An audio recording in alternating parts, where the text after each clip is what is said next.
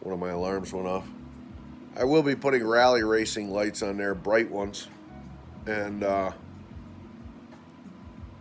I'm trying to overcome a handicap. Poor night vision when I'm driving, right? So, yeah. But yesterday sucked. When I got home, I didn't. I ate a pizza, and of course, Rob's calling.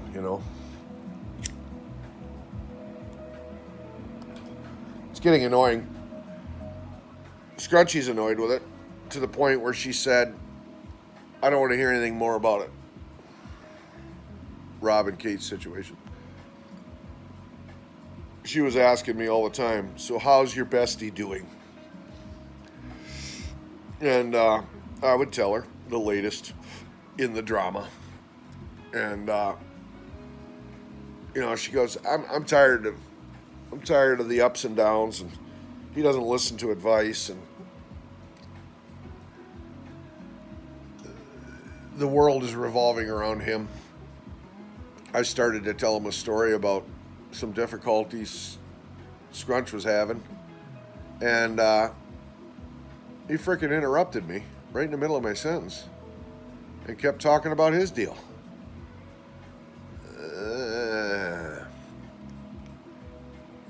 That pissed me off. He called at 5 o'clock this morning, and I just let it go to voicemail. What's funny is, prior to this whole thing with Kate and Rob, I never heard from the guy. Crickets. Now it's every day, all day long. Hell, he's even gone so far as to sign off like he's a boyfriend. Last night, 5 o'clock, yeah, I'm going to bed. And why do I need to know this? Good night.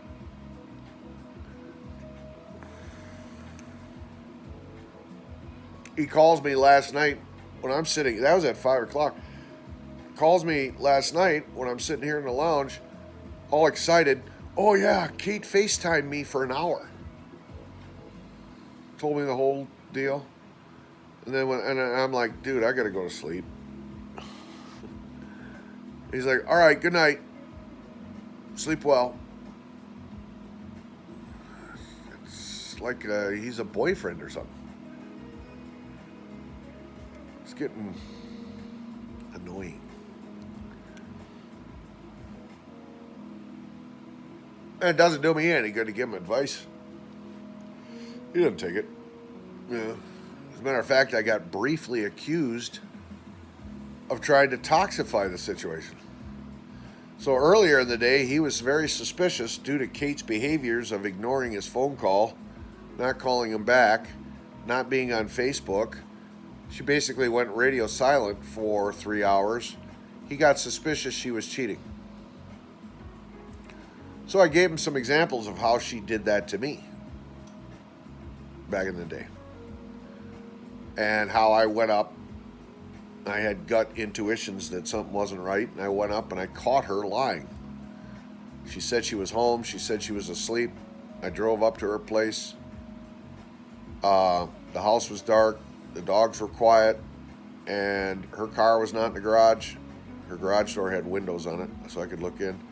And there was a fresh 2 inches of snow on the driveway covering her tire tracks. So she had been gone already for a day or more,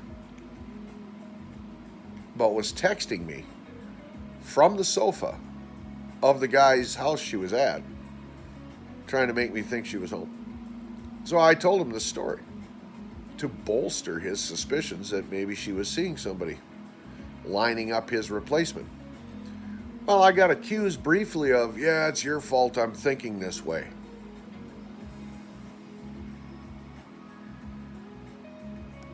You got to stop.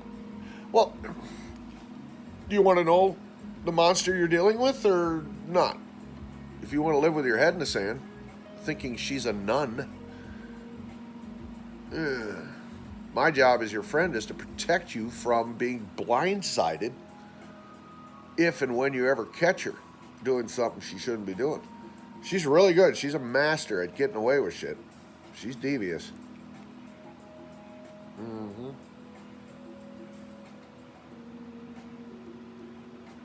I don't know, man. So the new stance for me now is, oh, yeah. Yeah, that's possible.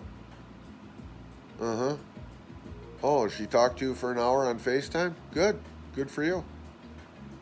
Oh, there's hope. Yep. Wow. Anyway, he thinks there's hope. So, whatever. Today's route for work is the complete opposite of yesterday.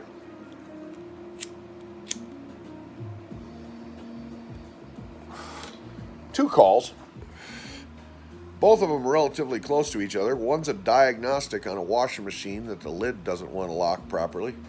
So that's going to need a lid lock assembly. And the other one is throwing parts at a Frigidaire refrigerator that's got a water leak. I can't make it go away. I've been working on it now a couple of times. Everything I try, it still leaks water. So, that's it. But that second one, I got to put all new water tubing in the fridge. I got to put a filter head in it.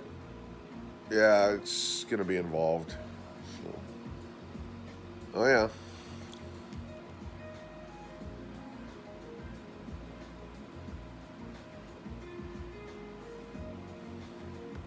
Talked to the park owner yesterday for a while. She called me.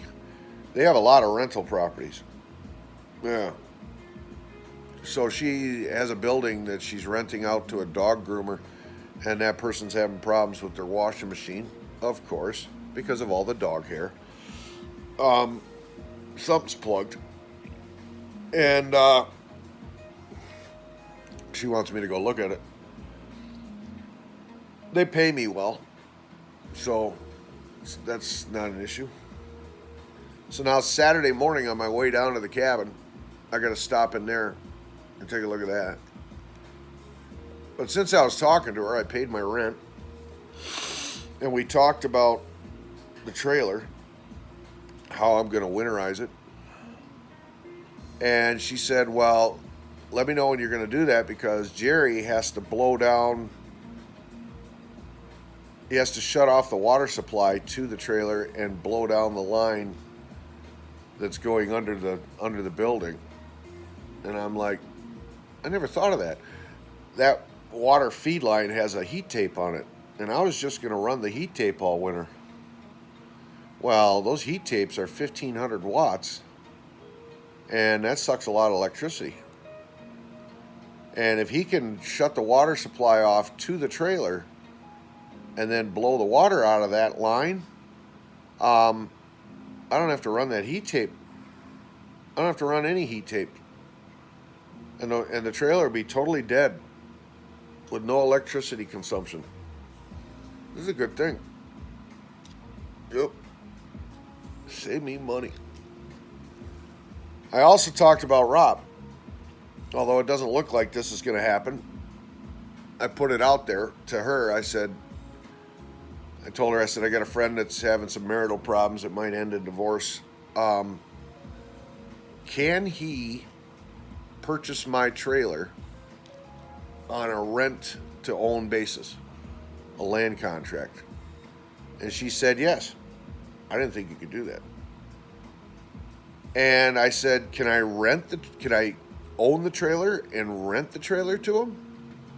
And she said, I'm not sure about that, but that might be the better way to go. Because if you keep the lease in your name and he defaults on the rent, you have to pay the rent, but at least we get paid. If you do a land contract, all he's responsible for towards you is paying you your house payment. You're the bank, but he's also responsible to us for paying the monthly lot rent. Man, that's such a racket. $400 a month for a piece of land that a building sits on that they don't own. All they're doing is collecting money. Man, that's a get-rich scheme right there. So, everything that I was afraid that couldn't be done. Oh, and then I asked her, I said, he's a long-haul truck driver. He brings his tractor and his trailer home with him on the weekends. Can he park his semi in the park, over in the parking lot? And she said, yeah. We had another tenant in there that was doing that for a little while. I'm like, sweet, 53-foot trailer?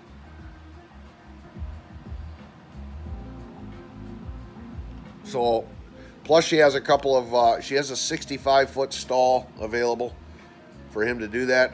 Plus, she has a couple of storage garages in their storage complex there that are available as well for him to put his tool chest and his stuff, shop stuff, just like I did.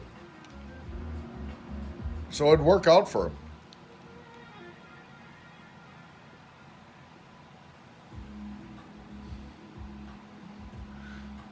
I trust Rob, providing we don't have a falling out. I trust that he's making good money now as a truck driver because he's been there for a year or so. So he's getting safety bonuses, he's getting sign-on bonuses, things like this.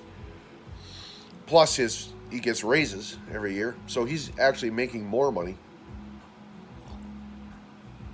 So if he gets to a point where his expenditures go down from what he has now with the big fancy house, he won't have any problem paying his bills. So I trust him. Anybody else? No. I wouldn't do a land contract with anybody else. So I think it'll be okay if it gets to that point. But it's looking like it's not gonna. It's looking like Kate has had time to think. And she realizes she can't exist without Rob. Without his paycheck. She can't live the fancy life without Rob. So she's going to dial it back and fix it, I think. So that's good if the motives are right. If the motives are wrong, if she's just doing it so she can keep her fancy toys and she really doesn't like him, yeah. Oh, yeah. All right. Other than that, I got nothing. Time to shit, shower, and shave. We'll get this show on the road. Scrunch is coming up tonight. Woot woot. I miss her. I'm actually looking forward, and so is she, to cohabitating, because we both realize that a relationship like this is a business. It's a relationship, but it's also a business.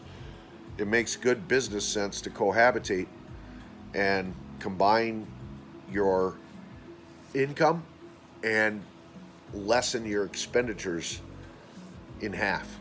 So she's paying for an apartment now. She's paying for lights and utilities at her apartment.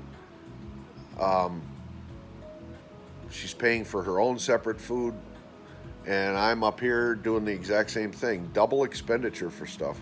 So it just, from a survival standpoint, in this day and age, it takes two people to have a comfortable life. So cohabitating is the way to go. So we're excited about that. But she got herself a 3-year lease on her apartment or condo or whatever it is. And I don't know if she's going to be able to break out of that. Yeah, but we'll see. we're both thinking the sooner the better, right? Yeah, we're rushing things, I know.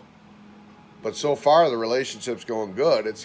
We're in a sticky patch right now because she's really stressing out over her problems at her job. But you know, I told her yesterday. I said this too shall pass. You know, so I don't know. I'm not supposed to talk about it on the vlog. But all right, time to get going. Talk to you soon.